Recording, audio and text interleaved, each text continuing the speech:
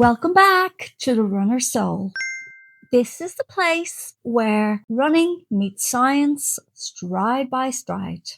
And as ever, I am Sharon, your resident podiatrist, and I'm also a runner, and you guessed it, a foot nerd.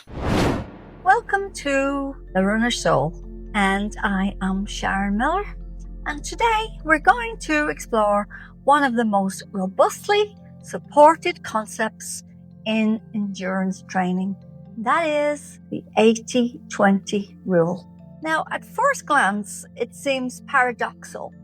If your goal is to run faster, then why would you be spending approximately 80% of your training at an intensity that feels almost too easy? Yet this is precisely how Olympic athletes, elite marathon runners, and increasingly recreational runners structure their training. And today, we'll examine the physiology underpinning polarized training, discuss why connective tissues often determine a runner's capacity more than their cardiovascular system, and explore what this means from a podiatric perspective. So what is 80-20 rule? Well, it's often referred to as polarized training. It describes a training distribution where approximately 80% of training volume is performed below the first physiological threshold. This is often called the first lactate. And while approximately 20% is completed at high intensity, this is above the second threshold. So it's very important because this refers to the time spent training and not the distance. The majority of recreational runners unintentionally train in what exercise physiologists call the moderate intensity domain. This is where exercise is too strenuous to maximize aerobic adaptations efficiently, yet insufficiently intense to optimize improvements in the maximal oxygen uptake or neuromuscular performance. Now, this phenomenon has been termed the moderate intensity trap. Let's look at the physiology of easy running. One of the most common misconceptions is that easy running is somehow wasted training, but in reality, the majority of endurance adaptations occur during relatively low intensity exercise. At lower intensities, skeletal muscle relies predominantly on oxidative metabolism. Repeated exposure stimulates several important physiological adaptations. So we're talking about the mitochondrial biogenesis, increased capillary density, enhanced oxidative enzyme activity, improved fat oxidation, greater stroke volume, increased plasma volume, improved autonomic regulation. So that was a big mouthful, wasn't it? Collectively, all these improve aerobic efficiency, thus allowing a runner to maintain faster speeds while consuming less oxygen and producing less lactate. So, in simple terms, this means your body becomes better at generating energy with less physiological stress. How clever! This is why hard training still matters. If easy running develops the aerobic engine, high-intensity training improves its maximum capacity. Running above the second lactate threshold stimulates adaptations that include your increased maximum oxygen uptake, enhanced neuromuscular recruitment, improved running economy, greater buffering capacity against a metabolic acidosis, and increased speed at lactate threshold. However, these adaptations come at a physiological cost. High-intensity sessions generate greater mechanical loading, higher inflammatory responses, greater glycogen depletion, and substantially longer recovery requirements. And This explains why limiting these sessions to around 20% of training often produces superior long-term outcomes. So let's discuss what's happening in the tissues. As podiatrists, we frequently focus on structures that adapt much more slowly than the cardiovascular system. We have bone, tendon, ligament, and plantar fascia are living tissues that respond to mechanical loading through remodeling. However, their adaptation timelines differ considerably. Muscle protein synthesis typically peaks within the 24 to 48 hour period following exercise. Now, by contrast, the collagen synthesis within tendons may remain elevated for several days, while meaningful structural adaptation can require months of progressive loading. Bone molding occurs over even longer time frames, and this discrepancy creates an important clinical problem. A runner's cardiovascular fitness may improve rapidly, giving him confidence to increase speed or volume, while their connective tissues have not yet developed sufficient load tolerance. This is the reason why many overuse injuries occur, precisely because aerobic fitness outpasses tissue capacity.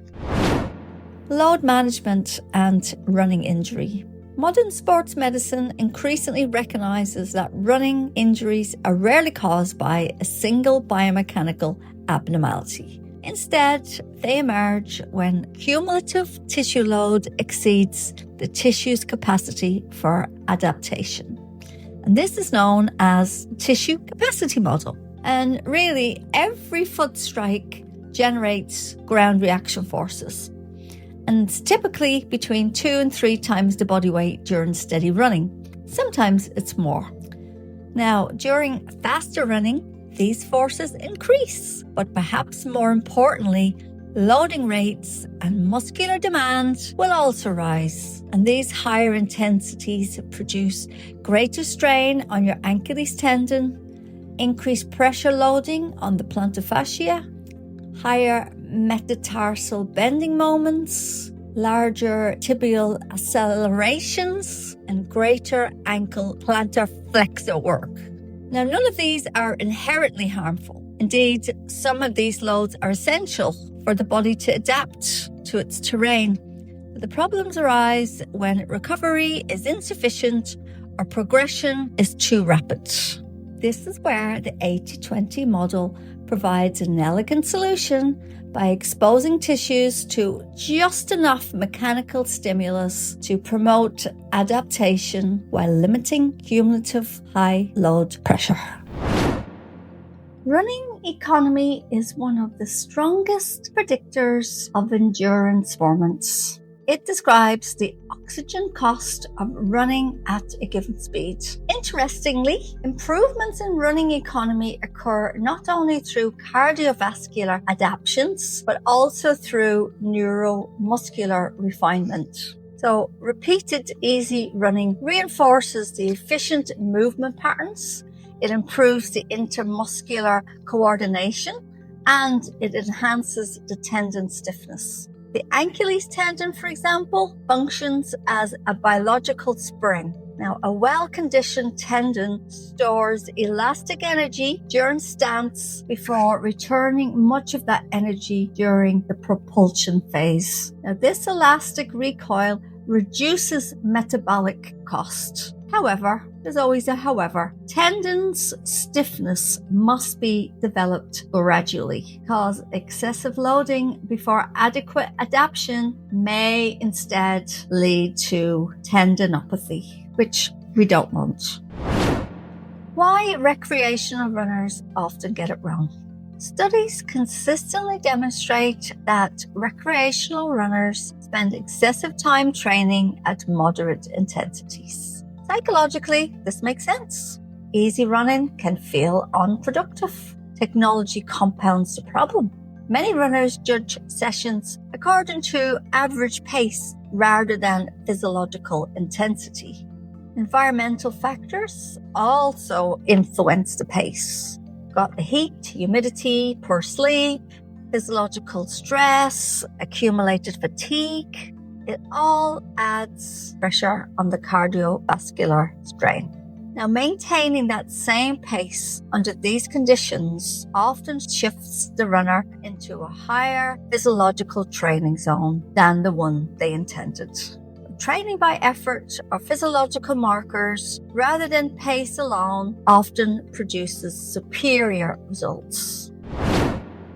Some practical clinical advice. From the podiatry perspective, I encourage runners to think beyond the mileage. Instead, try to consider 3 interacting variables. You have training volume, training intensity, and you have recovery. Now, if one variable increases substantially, another often needs to decrease. It's all about the balance. For example, introducing hill repetitions. Speed work or marathon-specific sessions may require temporary reductions in the weekly mileage. Now, similarly, runners recovering from plantar fasciopathy, Achilles tendinopathy, or bone stress injuries frequently benefit from reducing intensity before reducing overall movement. Maintaining easy aerobic running often preserves cardiovascular fitness while allowing the injured tissues to continue adapting with a tolerable loading range. Now, if you want to know more about the 80-20 rule, you can look up Dr. Stephen Seiler. He was an exercise physiologist, and according to him, the single most beneficial thing you can do to improve your performance in endurance running is to train a lot. But there is a caveat to that though. You need to make sure you don't train too much and risk overtraining. And you do this by increasing your running volume at low intensities. Now, although he was the founder of the running 80-20, the 80-20 rule goes way back to 1906, when it became known as the Pareto principle. And that originated from an Italian economist, Vilfredo Pareto, in 1906. So when he was looking at the economic data, he observed that 80% of the land in Italy was owned by just 20% of the population. He later noticed a similar imbalance in his garden, where 20% of his pea plants produced 80% of the peas. So when this was developed more, they saw that you could really apply this to just about every single thing in life. For example, they say most people wear their clothes, so you wear 20% of your clothes 80% of the time. And now, some take-home messages. The remarkable aspect of polarized training is that it is supported across physiology, biomechanics, and injury science. Easy runs develop mitochondrial function, cardiovascular efficiency, and connective tissue resilience. Hard running develops the maximal performance. Neither is sufficient in isolation. They both go together. Together they create a training program that optimizes adaptation while respecting biological recovery. And as podiatrists, we often remind our patients that tissue does not recognize race goals. They only respond to mechanical loads. So the art of training lies not in applying the greatest possible load, but in applying the appropriate load at the appropriate time. Now, this is where the 80-20 rule represents exactly that principle. It's not about running less intensely. It is about distributing intensity intelligently to be able to maximize the adaptations while minimizing unnecessary injury risk. So I'll give you an example. Say you run 5 times a week. So to apply this principle, you would do 4 runs that were easy and you would do 1 run that was really hard. Now, this also applies to the time spent running rather than just relying on the distance. Thank you for striding through this episode with me. And if you enjoyed it, I would really appreciate it if you could leave a comment or share it. And let me know where you're listening from. We're on YouTube, Spotify, Apple Podcasts, Buzzsprouts, and pretty much everywhere you can think of.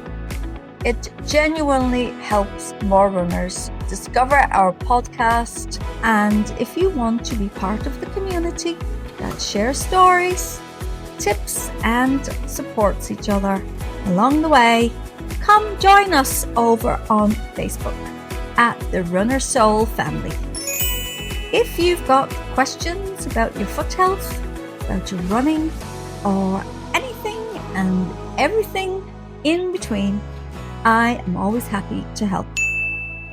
And for that reason, I offer online foot consultations. So no matter where you are in the world, we can get your concerns properly sorted. You'll find all the links in the show notes. And before you go, just please remember, your feet aren't just along for the ride. They are the foundation of every step you take and everything you do. So please do take care of them, and they will take care of you. So until next time, keep on running smart.